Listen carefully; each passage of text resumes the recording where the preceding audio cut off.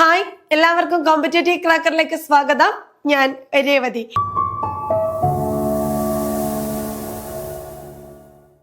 ഇന്ന് ഞാൻ നിങ്ങളുടെ മുമ്പിലേക്ക് വന്നിരിക്കുന്നത് വില്ലേജ് ഫീൽഡ് അസിസ്റ്റന്റിന്റെ ഒരു ചോദ്യപേപ്പർ വിശകലനവുമായിട്ടാണ്. ഇതിനു മുന്നേയും നമ്മൾ എന്ത് ചെയ്തിട്ടുണ്ട്? VFAയുടെ ചോദ്യപേപ്പർ വിശകലനം ചെയ്തിട്ടുണ്ട് അല്ലെ? അതുവഴി നമുക്ക് മനസ്സിലാക്കാൻ പറ്റും വില്ലേജ് ഫീൽഡ് അസിസ്റ്റന്റിന്റെ ചോദ്യങ്ങളുടെ ഒരു രീതി എങ്ങനെയാണ്, ഏത് ഭാഗത്തു നിന്നാണ് കുറെ ചോദ്യങ്ങൾ റിപ്പീറ്റ് ആയിട്ട് വരുന്നത് എന്നൊക്കെ നിങ്ങൾക്ക് കണ്ടുപിടിക്കാൻ പറ്റും. അപ്പൊ അന്നത്തെ പോലെ തന്നെ ഇന്ന് പുതിയൊരു ചോദ്യപേപ്പറാണ് നമ്മൾ ഡിസ്കസ് ചെയ്യാൻ പോകുന്നത്. അപ്പൊ നിങ്ങൾ എല്ലാവരും തകൃതിയായിട്ട് പഠിക്കുന്ന തിരക്കിലായിരിക്കും അല്ലെ? ആ പഠിക്കുന്ന സമയത്ത് നിങ്ങളുടെ പഠനം നല്ല രീതിയിലാണോ നടക്കുന്നത് എന്ന് നിങ്ങൾക്ക് ഉറപ്പിക്കാൻ വേണ്ടിയിട്ട് ഉറപ്പായിട്ടും PYQ ക്ലാസ്സുകൾ ഉപകാരപ്പെടും. അപ്പൊ നിങ്ങൾക്ക് ഈ ക്ലാസ്സുകളൊക്കെ ഉപകാരപ്പെടുന്നുണ്ടെങ്കിൽ ഉറപ്പായിട്ട് നിങ്ങൾ ഇതിന്റെ താഴെ എന്ത് ചെയ്യുക, നിങ്ങളുടെ കമന്റ് ഇടാ, ലൈക്ക് ഇടാ, അതൊന്നും മറന്നു പോവാതിരിക്കാം. അതേപോലെ തന്നെ ഇനിയും ഒന്നും പഠിച്ചിട്ടില്ല മിസ്സേ, ഒന്നും തുടങ്ങിയിട്ടില്ല, മറന്നു പോവാണ് എന്ന് തോന്നുവാണെങ്കിൽ ഞങ്ങൾ ഇവിടെ പുതിയൊരു ബാച്ച് സ്റ്റാർട്ട് ചെയ്തിട്ടുണ്ട്. വില്ലേജ് ഫീൽഡ് അസിസ്റ്റന്റിന്റെ 60 ദിവസത്തെ ക്രാഷ് കോഴ്സ്. അപ്പൊ നിങ്ങൾ ഒട്ടും സമയം കളയാതെ അതിലൊക്കെ ജോയിൻ ചെയ്യാം. നമുക്ക് തുടക്കം മുതൽ പഠിച്ച് സിലബസ് കവർ ചെയ്യാം, PYQ നോക്കാം, ഒന്നിച്ച് പഠിച്ച റാങ്ക് ലിസ്റ്റിന്റെ മുന്നിലെത്താം. അപ്പൊ ഇതും കൂടി നിങ്ങളുടെ ശ്രദ്ധയിൽ ഒന്ന് ഉൾപ്പെടുത്താം. ഈ ഒരു കോഴ്സും കാര്യങ്ങളൊക്കെ ബന്ധപ്പെട്ട് നിങ്ങൾക്ക് എന്തെങ്കിലും ഡൗട്ട് ഉണ്ടെങ്കിൽ നിങ്ങൾ എന്ത് ചെയ്യാം, ഇതിൽ കാണുന്ന നമ്പറിലേക്ക് കോണ്ടാക്ട് ചെയ്യാം കേട്ടോ. 8589083568. ഇനി ഞാൻ എന്തായാലും എന്റെ വിഷയത്തിലേക്ക് വരുവാണ്. നമ്മുടെ മലയാളത്തിന്റെ രണ്ടാമതൊരു ചോദ്യപേപ്പർ ആണ് നമ്മൾ എന്ത് ചെയ്യുന്നത്, ഇന്ന് ഡിസ്കസ് ചെയ്യാൻ പോകുന്നത്. ആദ്യത്തെ ചോദ്യം നമുക്ക് നോക്കാം. അമ്പലം വിഴുങ്ങുക എന്ന ശൈലിയുടെ അർത്ഥം താഴെ തന്നിരിക്കുന്ന ഉത്തരങ്ങളിൽ നിന്നും കണ്ടെത്തുക. താഴെ തന്ന ഓപ്ഷനുകളിൽ നിന്നും കണ്ടെത്തുക എന്നുള്ളതാണ്. അപ്പൊ ഉത്തരങ്ങളിൽ നിന്നും കണ്ടെത്തുക, അതായത് ഇവിടെ മുഴുവൻ കൊള്ളയടിക്കുക, അമ്പലത്തെ വിഴുങ്ങുക, അമ്പലം ചുറ്റുക, എല്ലാം നശിപ്പിക്കുക എന്നും പറഞ്ഞ് 4 ഓപ്ഷൻ കൊടുത്തിട്ടുണ്ട്. നമ്മുടെ ചോദ്യം എന്താ? അമ്പലം വിഴുങ്ങുക എന്ന ശൈലിയുടെ അർത്ഥം എന്താണ്? അമ്പലം വിഴുങ്ങുക എന്ന് പറഞ്ഞാൽ എന്താ അർത്ഥം? അമ്പലം വിഴുങ്ങുക, മുഴുവൻ കൊള്ളയടിക്കുക അല്ലെ? ഈ ശൈലികളൊന്നും നമുക്ക് ബൈഹാർട്ട് പഠിച്ചു പോകേണ്ട വല്ല കാര്യമുണ്ടോ? ഇല്ല. എന്താണ് ശൈലികൾ എന്ന് നിങ്ങൾ മനസ്സിലാക്കിയാൽ മതി അല്ലെ? ഒരു തലമുറയിൽ നിന്നും മറ്റൊരു തലമുറയിലേക്ക് കൈമാറ്റം ചെയ്യപ്പെടുന്ന ആശയങ്ങളുടെ കൂട്ടമാണ് എന്ത്? ശൈലികൾ എന്ന് പറയുന്നത്. നമ്മുടെ പൂർവികര് പുതിയ തലമുറയിലേക്ക് കൈമാറ്റം ചെയ്യപ്പെട്ടു കൊടുക്കുന്നത്. ഇപ്പൊ പലരും ചെയ്യുന്ന ഒരു തെറ്റാണ്. കൂപമണ്ഡൂകം എന്ന ശൈലിയുടെ ഉത്തരം എന്ത് എന്ന് ചോദിച്ചാല് നമുക്ക് ആദ്യം വായില് വരുന്നത് എന്താ? കൂപമണ്ഡൂകം, കിണറ്റിലെ തവള. അവിടെ നമ്മുടെ 1 മാർക്ക് പോയി. അതേ സമയത്ത് കൂപമണ്ഡൂകം അതിനെ ജീവിതവുമായിട്ടൊന്ന് കണക്ട് ചെയ്ത് നോക്കിക്കേ. കിണറ്റിലെ തവള എന്ന ഒരാള് നമ്മളെ വിളിച്ച അതിന്റെ അർത്ഥം എന്താ? ലോക പരിജ്ഞാനം ഇല്ലാത്തവനെ അല്ലെ? ലോക പരിജ്ഞാനം ഇല്ലാത്തവനെ, അല്പജ്ഞാനം കുറഞ്ഞവളെ എന്നുള്ള അർത്ഥമാണ് അതിന്. അങ്ങനെ ജീവിതവുമായിട്ട് കണക്ട് ചെയ്തിട്ട് വേണം നമ്മൾ എന്ത് പഠിക്കാൻ? ശൈലികൾ പഠിക്കാൻ. അങ്ങനെ PSCയിൽ ചോദിക്കുന്ന ചില ശൈലികളുണ്ട്. അവസാനിപ്പിക്കുക എന്ന അർത്ഥത്തിൽ പ്രയോഗിക്കുന്ന ശൈലി ഏത്? ധനാശി പാടുക എന്ന് പറയുന്നത്, ഭരതവാക്യം ചൊല്ലിക്കുക, ഇത് രണ്ടിന്റെ അർത്ഥം എന്താ? അവസാനിപ്പിക്കുക എന്നാണ് അർത്ഥം. ദീപാവളി കുളിക്കുക, ദീപം ഐശ്വര്യമാണ്, പ്രകാശമാണ്, വെളിച്ചാണെന്ന് പറയുമ്പോഴും അതെന്താണ്? ദീപത്തിൽ കുളിക്കാൻ പറ്റുമോ? അപ്പൊ അതെന്തായി? ധൂർത്ത് കാണിക്കുക, ധൂർത്ത് കാണിക്കുക, പാപ്പരാവുക, ധൂർത്ത് കാണിച്ച പാപ്പരാവുമല്ലോ, ഇങ്ങനെയുള്ള അർത്ഥത്തിലേക്ക് പോകും. ആലത്തൂർ കാക്ക, ആലത്തൂർ കാക്ക എന്ന് പറഞ്ഞ എന്താ? ആശിച്ചു കാലം കളയുന്നയാളെ നമ്മൾ എന്ത് പറയും? ആലത്തൂർ കാക്ക എന്ന് പറയും. ശതകം ചൊല്ലിക്കുക, കഷ്ടപ്പെടുത്തുക, ചെണ്ട കൊട്ടിക്കുക, അപമാനിക്കുക അല്ലെ? ഇങ്ങനെ കുറേ വാക്കുകൾ, ഇങ്ങനെ കുറേ ശൈലികള് നമുക്ക് റിപ്പീറ്റ് ആയിട്ട് വരാറുണ്ട്. ശ്ലോകത്തിൽ കഴിക്കുക, ശ്ലോകം എന്താ? ഏറെ ചുരുക്കുക. അപ്പൊ നിങ്ങൾക്ക് ഒരു ശ്ലോകം കിട്ടിക്കഴിഞ്ഞാല് അതിനെ ജീവിതവുമായിട്ട് കണക്ട് ചെയ്ത് വേണം നമുക്ക് എന്ത് ചെയ്യാൻ? ഓപ്ഷനിലേക്ക് എത്താൻ വേണ്ടിയിട്ട്. അപ്പൊ നിങ്ങൾ കാണാതെ പഠിക്കേണ്ട കാര്യമൊന്നുമില്ല. PSCയുടെ ചോദ്യപേപ്പർ നോക്കിക്കഴിഞ്ഞാല് റിപ്പീറ്റേഷൻ നമുക്ക് കാണാനും പറ്റും. ഓക്കെ, ഇനി നമുക്ക് രണ്ടാമത്തെ ചോദ്യത്തിലേക്ക് പോവാം. രണ്ടാമത്തെ ക്വസ്റ്റ്യൻ നോക്കിക്കേ. ശരിയായ വാക്യം ഏത്? അവൻ അമ്പലത്തിന് ചുറ്റും പ്രദക്ഷിണം വെച്ചു, തുലാഭാരത്തിനായി 100 തേങ്ങകൾ എത്തിച്ചു, നീ ഇങ്ങനെ ചിന്തിച്ചു പോയാൽ ഞാൻ എന്തു ചെയ്യാനാണ്? ഇന്നും നമ്മുടെ നാട്ടിൽ എല്ലായിടത്തും സർവത്ര അഴിമതിയാണ്. ഇത് വാക്യശുദ്ധിയുമായിട്ട് ബന്ധപ്പെട്ടേക്കുന്ന ഒരു ചോദ്യമാണ് അല്ലെ. വാക്യശുദ്ധി ഏതൊരു PSC ചോദ്യപേപ്പർ എടുത്താലും നമുക്ക് അവിടെ എന്ത് ചെയ്യാൻ പറ്റും? വാക്യശുദ്ധിയിൽ നിന്നൊരു ചോദ്യം കാണാൻ പറ്റും. വാക്യശുദ്ധി എന്ന് പറഞ്ഞ എന്താ? വാക്യത്തെ ശുദ്ധീകരിക്കുക. അപ്പോ ഇങ്ങനെ ഒരു ചോദ്യം കിട്ടിയാൽ നമ്മൾ എന്ത് ചെയ്യും? 1 തെറ്റ്, 2 ശരി, 3 ശരിയാ, 4 തെറ്റാ. നമ്മളെ കയ്യിലിരിക്കുന്ന ചിന്തകളും നമ്മുടെ ഊഹങ്ങളും ഒക്കെ എടുത്ത് വെച്ചിട്ട് നമ്മൾ എന്ത് ചെയ്യും? ഉത്തരത്തിലേക്ക് അങ്ങ് എത്തും. പക്ഷെ എക്സാം കഴിഞ്ഞ് പുറത്തിറങ്ങുമ്പോ ആ ചോദ്യം എന്തായിരിക്കും? തെറ്റായിരിക്കും. അപ്പൊ ചിലർക്ക് റെഡിയാവും, ചിലർക്ക് റെഡിയാവൂല എന്ന് പറയുന്ന ഒരു സാധനമാണ് വാക്യശുദ്ധി അല്ലേ. അപ്പൊ നമ്മൾ എന്ത് ചെയ്യണം? നമുക്ക് പേടിയൊന്നുമില്ലാതെ, ടെൻഷൻ ഇല്ലാതെ നമുക്കൊരു ഉത്തരത്തിലേക്ക് എത്തണമെങ്കിൽ ഒരു വാക്യത്തിൽ എന്തൊക്കെ തെറ്റുകള് കടന്നു വരുന്നുണ്ട് എന്ന് നമുക്ക് അറിയണം അല്ലെ. അപ്പൊ ഈ ഒരു ചോദ്യത്തിന് ഉത്തരം പറഞ്ഞതിന് ശേഷം വാക്യത്തിൽ വരുന്ന തെറ്റുകൾ എന്താണ് എന്ന് കൂടി നമുക്ക് പഠിക്കാം. നോക്കിക്കേ, അവൻ അമ്പലത്തിന് ചുറ്റും പ്രദക്ഷിണം വെച്ചു. ഈ വാക്യം ശരിയാണോ തെറ്റാണോ എന്ന് ചോദിച്ചാല് ഒന്ന് ശ്രദ്ധിച്ചു നോക്കിയാൽ നമുക്ക് മനസ്സിലാക്കാം ഇത് തെറ്റാണ്. അവൻ അമ്പലത്തിന് ചുറ്റും പ്രദക്ഷിണം. പ്രദക്ഷിണം എന്ന് പറഞ്ഞാൽ തന്നെ എന്താ? ചുറ്റുമാണ് അല്ലെ. ഞാൻ പ്രദക്ഷിണം വെച്ചിട്ട് വരാം എന്ന് പറയാറില്ലേ? ഞാൻ ചുറ്റും വലയം വെച്ചിട്ട് വരാം, ചുറ്റും നടന്നിട്ട് വരാം എന്നുള്ള അർത്ഥത്തിൽ ചുറ്റും പ്രദക്ഷിണം ഒരേ അർത്ഥത്തില് പ്രയോഗിക്കുന്നതാണ്. ഇനിയോ, തുലാഭാരത്തിനായി 100 തേങ്ങകൾ എത്തിച്ചു. നമ്മൾ സ്ഥിരം PSC വരുന്ന ഒരു വാക്യദോഷാണ് ഇതല്ലേ. 100 തേങ്ങകൾ എന്ന് പറയോ? 100 തേങ്ങകളല്ല, 100 തേങ്ങയാണ് അല്ലെ. അതായത് സംഖ്യാശബ്ദങ്ങളെ കുറിച്ച് പറയുമ്പോ നമ്മൾ തൊട്ടടുത്ത് എന്ത് പറയരുത്? ജീവനില്ലാത്ത വസ്തുക്കളാണെങ്കിൽ ബഹുവചനം പറയരുത്. സംഖ്യാശബ്ദങ്ങൾക്ക് ശേഷം ജീവനുള്ള വസ്തുക്കളാണെങ്കിൽ നിങ്ങൾക്ക് ബഹുവചനവും, ജീവനില്ലാത്ത വസ്തുക്കളാണെങ്കിൽ നിങ്ങൾ എപ്പോഴും എന്തേ പറയാവൂ? ഏകവചനേ പറയാവൂ. 10 തേങ്ങകൾ അല്ല 10 തേങ്ങ, 100 തേങ്ങകളല്ല 100 തേങ്ങ, 10 പുസ്തകങ്ങളല്ല 10 പുസ്തകം, 5 പേനകൾ അവിടെ ഇരിപ്പുണ്ട് എന്നല്ല 5 പേന. അപ്പൊ ഇത്തരത്തില് സംഖ്യയുടെ കൂടെ ജീവനില്ലാത്ത വസ്തുക്കളാണെങ്കിൽ എങ്ങനെയേ പറയാവൂ? ഏകവചനയെ പറയാവൂ. ഇനി അടുത്തതോ, നീ ഇങ്ങനെ ചിന്തിച്ചു പോയാൽ ഞാൻ എന്ത് ചെയ്യാനാണ്? ഒരു നോർമൽ വാക്യം അവിടെ ഉണ്ട്. അടുത്തേം കൂടി നോക്കാം. ഇന്നും നമ്മുടെ നാട്ടിൽ എല്ലായിടത്തും സർവത്ര അഴിമതിയാണ്. ഇന്നും നമ്മുടെ നാട്ടില് എല്ലായിടത്തും സർവത്ര, സർവത്ര എന്ന് പറഞ്ഞാലും എല്ലായിടത്തും എന്ന് പറഞ്ഞാലും ഒരേ അർത്ഥമാണ് അല്ലെ. അപ്പം ഒരേ ആശയം തരുന്ന, ഒരേ അർത്ഥം തരുന്ന പദങ്ങള് ഈ വാക്യത്തിലും ആവർത്തിച്ചു വന്നു. അപ്പൊ നമ്മുടെ ഉത്തരം എന്താണ്? നീ ഇങ്ങനെ ചിന്തിച്ചു പോയാൽ ഞാൻ എന്ത് ചെയ്യാനാണ്? ഇതാണ് നമ്മുടെ ഉത്തരം.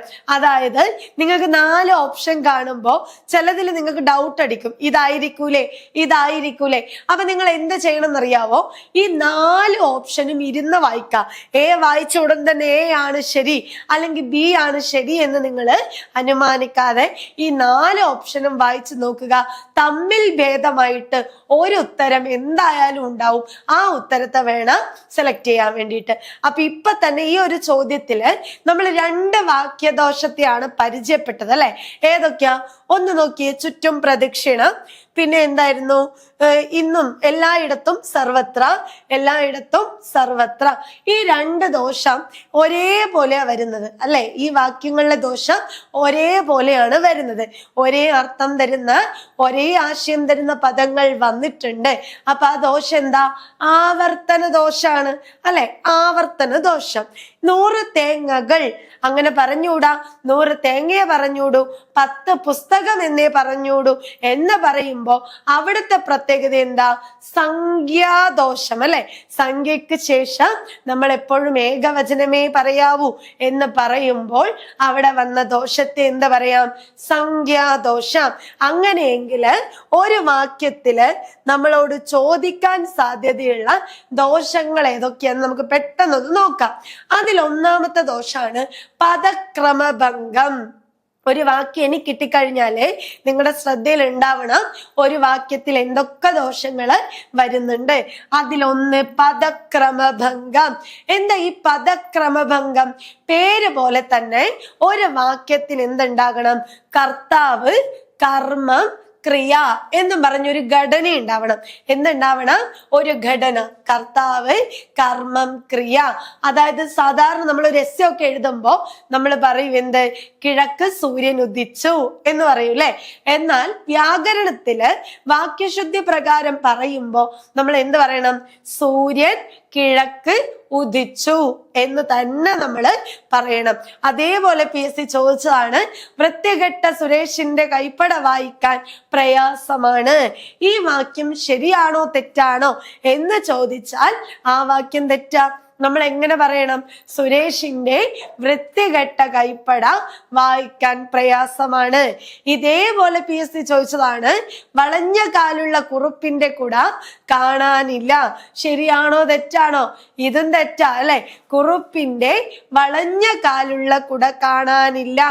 ഇങ്ങനെയുള്ള ദോഷാണ് പദക്രമഭംഗം. അപ്പൊ കർത്താവ്, കർമ്മം, ക്രിയ ഈ ഒരു ക്രമം പാലിക്കുന്നുണ്ടോ എന്ന് നോക്കാം. രണ്ടാമത്തെ ദോഷാണ് പൗനരുക്ത്യം അഥവാ പുനരുക്തി. ഈ വാക്ക് നിങ്ങൾ കേട്ടിട്ടുണ്ടാവുമല്ലോ.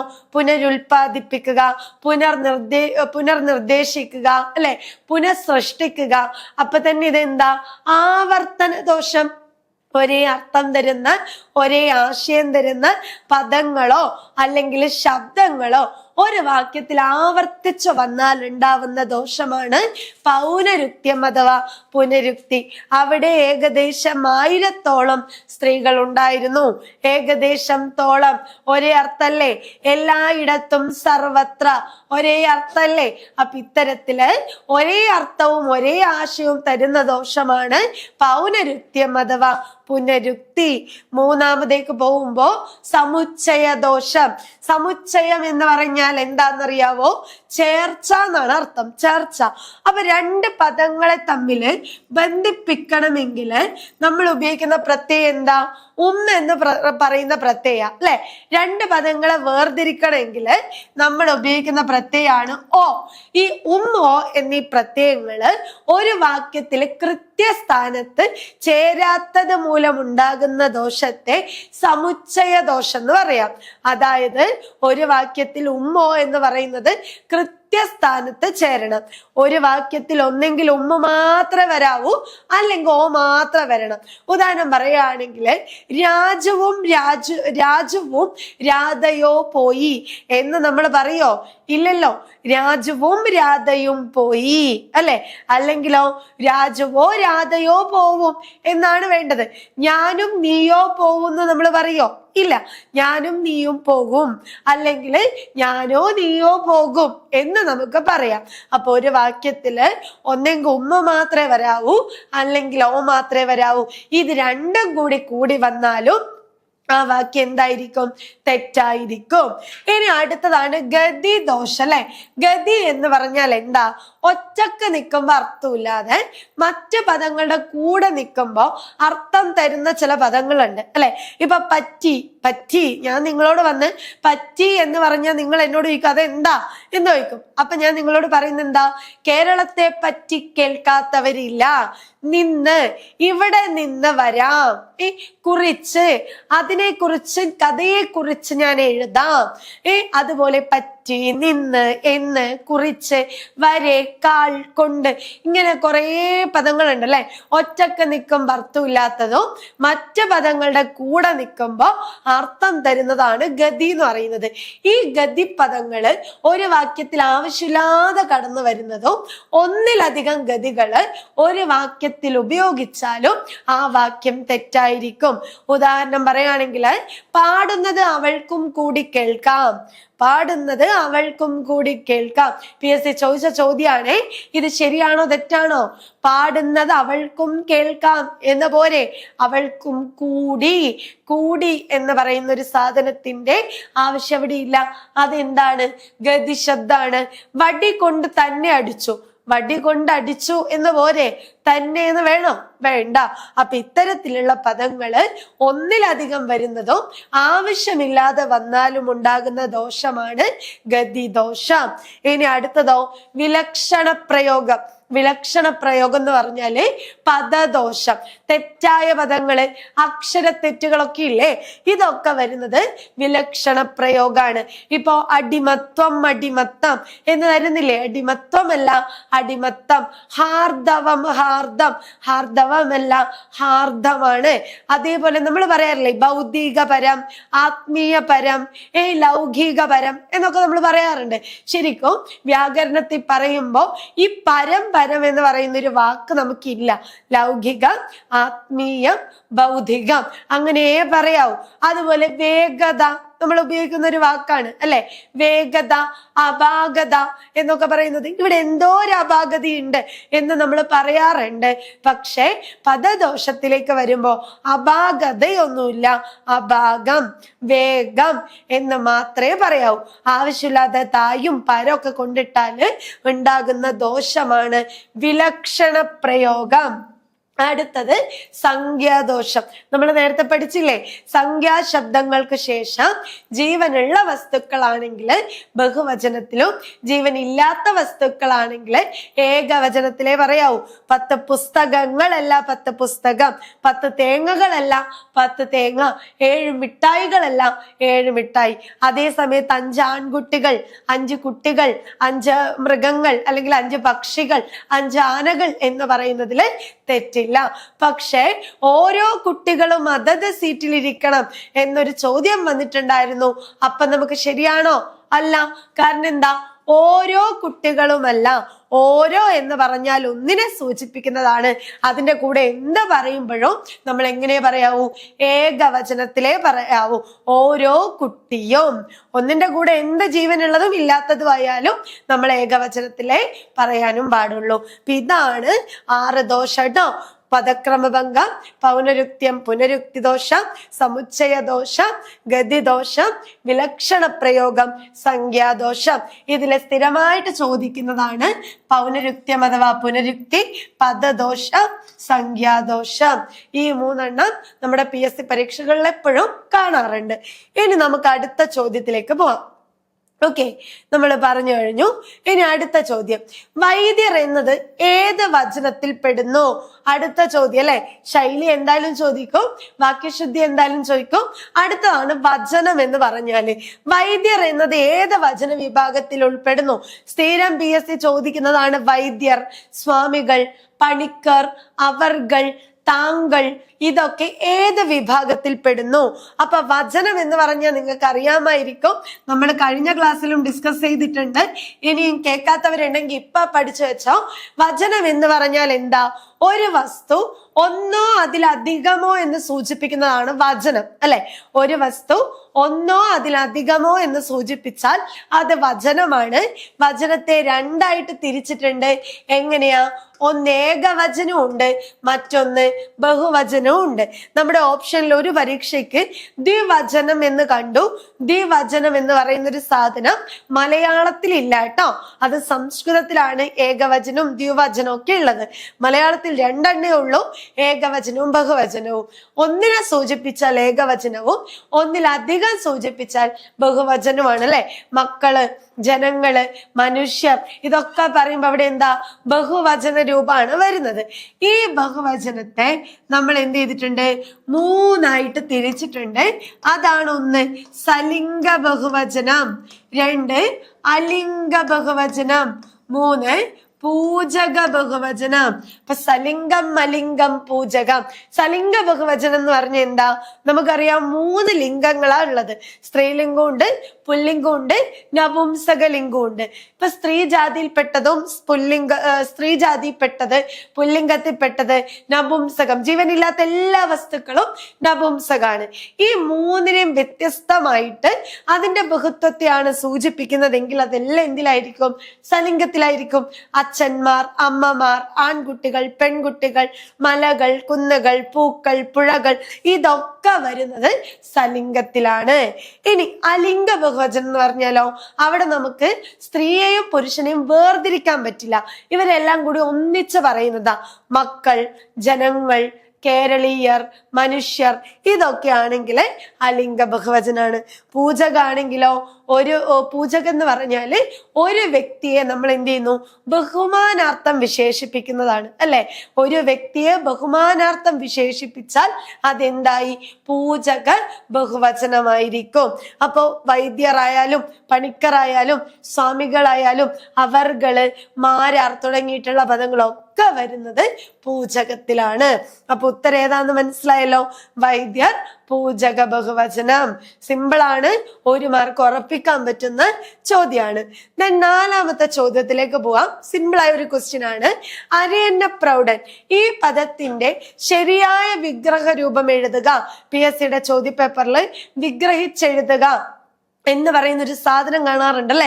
ശരിക്കും ഈ വിഗ്രഹം എന്ന് പറഞ്ഞാല് എന്താണ്, സമാസം എന്ന് പറയുന്ന ഒരു ടോപ്പിക് കൂടി അവിടെയുണ്ട്. സമാസം നിങ്ങൾ പഠിച്ചിട്ടുണ്ടോ? നമുക്ക് പിരിച്ചെഴുത്ത്, ചേർത്തെഴുത്ത് എന്നൊക്കെ പറയുമ്പോൾ സമാസവും സന്ധിയും നമ്മൾ അവിടെ പഠിക്കേണ്ടതുണ്ട്. അപ്പൊ അടുത്ത ക്ലാസ്സിൽ ഞാൻ എന്ത് ചെയ്യാം, സമാസത്തെ കുറിച്ച് നമുക്ക് പറയാം കേട്ടോ. സമാസം എന്താണ്, എങ്ങനെ കണ്ടുപിടിക്കാന്നൊക്കെ പറയാം. വേണമെങ്കിൽ നിങ്ങൾ ഇതിന്റെ താഴെ കമന്റ് ഇടണേ, അത് മറക്കരുത്. അപ്പൊ അങ്ങനെ വേണമെങ്കിൽ നമുക്ക് ഡീറ്റെയിൽ ആയിട്ട് ക്ലാസ് എടുക്കാം. ഇവിടെ നോക്കിയേ, അരയന്ന പ്രൗഢൻ ഈ പദത്തിന്റെ ശരിയായ വിഗ്രഹ രൂപം എഴുതുക. അരയന്നത്തിന്റെ പ്രൗഢൻ, അരയന്നമാകുന്ന പ്രൗഢൻ, പ്രൗഢനായ അരയന്നം, അരയന്നത്തിന്റെ പ്രൗഢി, ഇങ്ങനെയുള്ള ചോദ്യങ്ങൾ വരുമ്പോ എങ്ങനെ ഉത്തരം എഴുതണം? അരയന്നത്തിന്റെ പ്രൗഢൻ എന്ന് നമ്മൾ പറയോ? ഇല്ല അല്ലെ. അരയന്നത്തിന്റെ പ്രൗഢൻ എന്ന് പറയില്ല. അരയന്നമാകുന്ന പ്രൗഢൻ. എന്താ ഈ പ്രൗഢൻ എന്ന് പറയുന്നത്? പ്രൗഢനായ രാജാവ് എന്ന് പറയുമ്പോ ആ രാജാവിന്റെ വിശേഷണമാണ് അല്ലെ. പ്രൗഢൻ എന്ന് പറഞ്ഞാൽ എന്താ? അതൊരു വിശേഷണമാണ്. വിശേഷണമാണ്. അത് എപ്പോഴും എവിടെ വരാവൂ?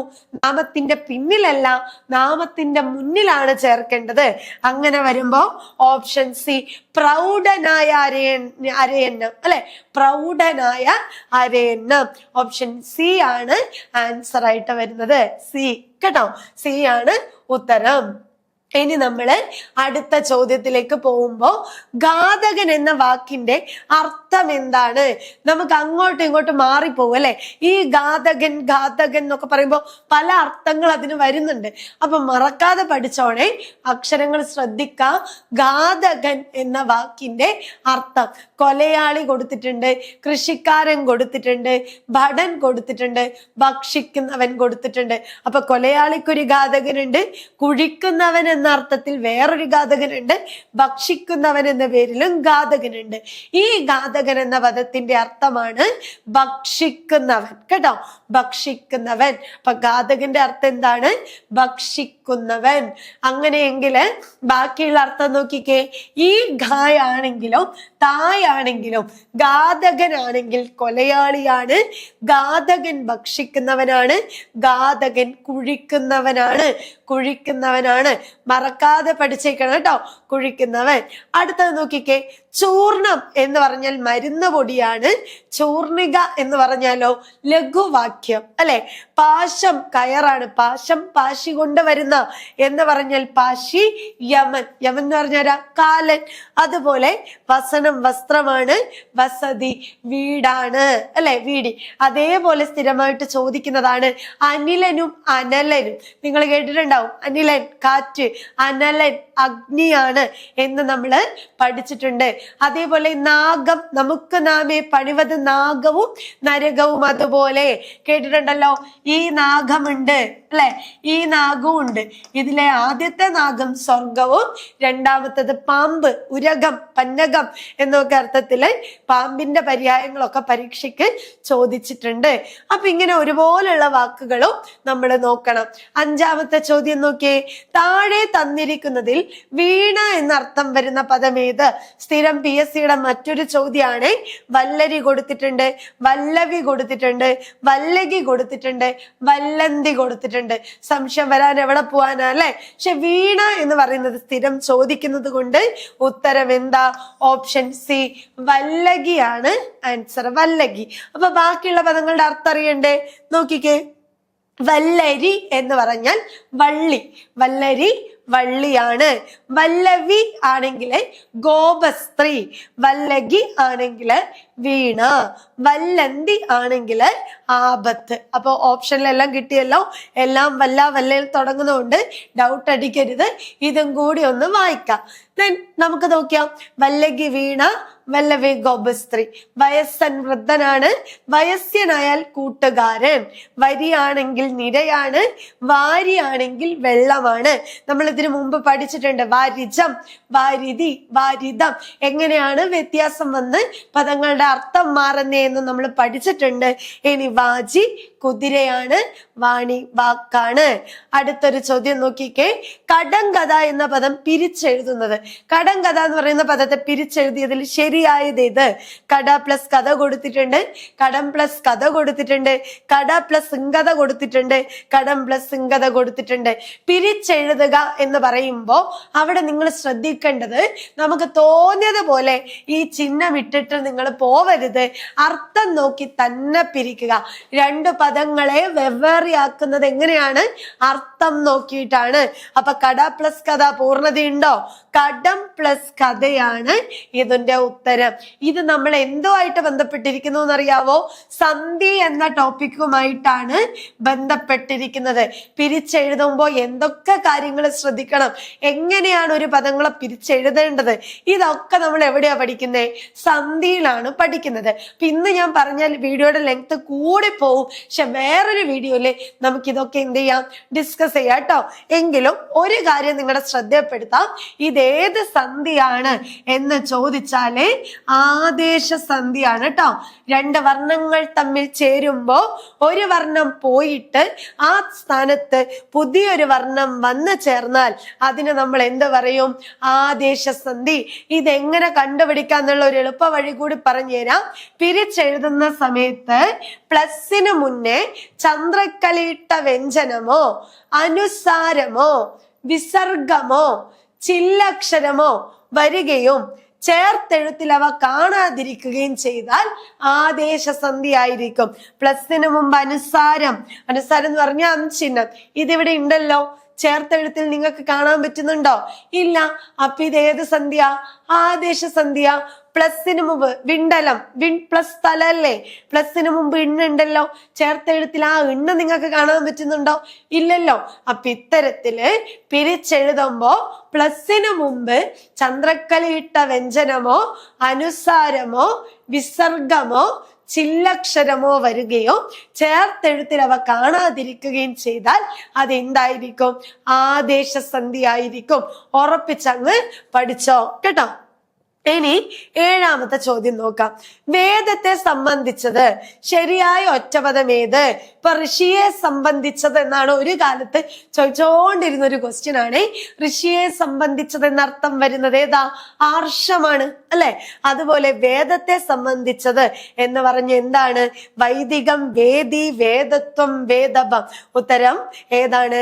വൈദികം. വേദത്തെ സംബന്ധിച്ചത് വൈദികം, ഋഷിയെ സംബന്ധിച്ചത് ആർഷം. ഗുരുവിന്റെ ഭാവം ഗൗരവം, മുനിയുടെ ഭാവം മൗനം അല്ലെ? ഇതൊക്കെ നമ്മളോട് പരീക്ഷയ്ക്ക് ചോദിക്കാറുണ്ട്. ഇതിന്റെ കൂടെ തന്നെ ഇപ്പോഴത്തെ ട്രെൻഡ് എന്താ? കുടിക്കാൻ ആഗ്രഹിക്കുന്നയാൾ പിപാസു, കുടിക്കാനുള്ള ആഗ്രഹം. പിപാസ, പഠിക്കാൻ ആഗ്രഹിക്കുന്നയാൾ. പിബഡിഷു, അറിയാനുള്ള ആഗ്രഹം. ജിജ്ഞാസ, മോക്ഷം ആഗ്രഹിക്കുന്നയാൾ. മുമുക്ഷു. ഇങ്ങനെയുള്ള പദങ്ങളെ നിങ്ങൾ കൂടുതൽ എന്ത് ചെയ്യാ? പഠിക്കുമ്പോ ഉൾപ്പെടുത്താം കേട്ടോ. ഇനി നമ്മുടെ അടുത്ത ചോദ്യം നോക്കിയേ. തലവേദന എന്ന പദത്തിന്റെ ശരിയായ ഘടകപദം ഏത്? തലവേദന എന്നതിന് ഘടകപദമാക്കുമ്പോ ഇതില് ശരിയായത് ഏത്? തലയുടെ വേദന, തലയും വേദനയും, തലയിലെ വേദന, തലയ്ക്കുള്ള വേദന. ഉത്തരം എന്താ? നമ്മൾ തലയുടെ വേദന എന്ന് പറയോ? എന്റെ തലയുടെ വേദന സഹിക്കാൻ പറ്റുന്നില്ല എന്ന് നമ്മൾ പറയുന്നുണ്ടെങ്കിൽ അത് തെറ്റാണ്. തലയും നമ്മുടെ ഒരേ അവയവങ്ങളാണല്ലോ, എല്ലാം ഒരേപോലെ നമ്മുടെ ആണല്ലോ. അപ്പോ തലയുടെ വേദനയല്ല, തലയും വേദനയല്ല, തലയിലെ വേദന. സമാസമാണ് ചോദ്യത്തിന്റെ അർത്ഥം കേട്ടോ. തലയിലെ വേദനയാണ് ഉത്തരം. ദെൻ ലാസ്റ്റ് ക്വസ്റ്റ്യൻ നോക്കിക്കേ. അതിഥി എന്ന പദത്തിന്റെ ഒറ്റ പദം. അതിഥി എന്ന് പറഞ്ഞ എന്താ? തിഥി നോക്കാതെ വരുന്നവൻ, വീട്ടിൽ വരുന്നവൻ, ബന്ധു, അപരിചിതൻ. നമുക്കറിയാം അല്ലെ, വീട്ടിൽ വരുന്ന അപരിചിതനായാലും ബന്ധുവായാലും വീട്ടിൽ വരുന്നവനൊക്കെ ആരാണ്? അതിഥിയാണ്. പക്ഷെ ഒറ്റ പദത്തിലേക്ക് നോക്കുമ്പോ തിഥി നോക്കാതെ വരുന്നവൻ അല്ലെ, നമ്മളോട് പറഞ്ഞു മുഹൂർത്തമൊക്കെ നോക്കിയിട്ടാണോ വരുന്നത്? അല്ല, തീയതി നോക്കാതെ വരുന്നവൻ, തിഥി നോക്കാതെ വരുന്നവനാണ് ആര്? അതിഥി എന്ന് പറയുന്നത്. പദശുദ്ധിയിലും ഈ ഒരു പദം ചോദിച്ച് കാണാറുണ്ട്. അപ്പൊ 10 ചോദ്യങ്ങൾ നമ്മൾ പറഞ്ഞു. ഒരുപാട് കാര്യങ്ങൾ മലയാളത്തിലെ വ്യാകരണം പഠിക്കുമ്പോൾ പറയാനുണ്ട്. പക്ഷെ പറഞ്ഞു പോയി കഴിഞ്ഞാൽ ഒരുപാട് ലോങ് ആയി പോവും വീഡിയോ. അപ്പൊ ഞാനിപ്പോ തൽക്കാലം ഇവിടെ 10 ചോദ്യങ്ങൾ നമ്മൾ ഡിസ്കസ് ചെയ്തിട്ടുണ്ട്. ഇത് സ്ഥിരം PSC ചോദിക്കുന്ന PSCയുടെ ഒരു പാറ്റേൺ ആണ്. ഇപ്പൊ നിങ്ങൾക്ക് മനസ്സിലായി കാണുമെന്ന് വിചാരിക്കുന്നു. ഇപ്പൊ കൂടുതൽ ഭാഗങ്ങളും കാര്യങ്ങളും ഒക്കെ വേണമെങ്കിൽ നിങ്ങൾ നമ്മുടെ ക്ലാസ്സിന്റെ താഴെ എന്ത് ചെയ്യാം, നിങ്ങളുടെ അഭിപ്രായങ്ങൾ രേഖപ്പെടുത്താം. അങ്ങനെയാണെങ്കിൽ അടുത്തൊരു ചോദ്യപേപ്പറുമായിട്ട് നമുക്ക് വീണ്ടും കണ്ടുമുട്ടാം. അപ്പൊ ഞാൻ നേരത്തെ പറഞ്ഞ കാര്യം മറക്കണ്ട. പഠനം ഒന്നും ആയിട്ടില്ല, പാതി വഴിയിൽ നിന്ന് പോവാണ് എന്ന് തോന്നുവാണെങ്കിൽ ധൈര്യമായിട്ട് CCയിൽ കോണ്ടാക്ട് ചെയ്തോ. ഞങ്ങൾ എല്ലാവരും ഉണ്ട്. അപ്പൊ ഒരിക്കൽ കൂടി ഞാൻ ഇതിന്റെ നമ്പർ നിങ്ങൾക്ക് പറഞ്ഞു തരാണ്. 8590202323 എന്ന നമ്പറിലേക്ക് കോണ്ടാക്ട് ചെയ്യാം. നിങ്ങൾക്ക് കോഴ്സുമായിട്ട് ബന്ധപ്പെട്ട എല്ലാ കാര്യങ്ങളും നിങ്ങൾക്ക് എന്ത് ചെയ്യും, അവര് പറഞ്ഞു തരും കേട്ടോ. അപ്പൊ അടുത്ത വീഡിയോയുമായിട്ട് വീണ്ടും കാണാം. താങ്ക്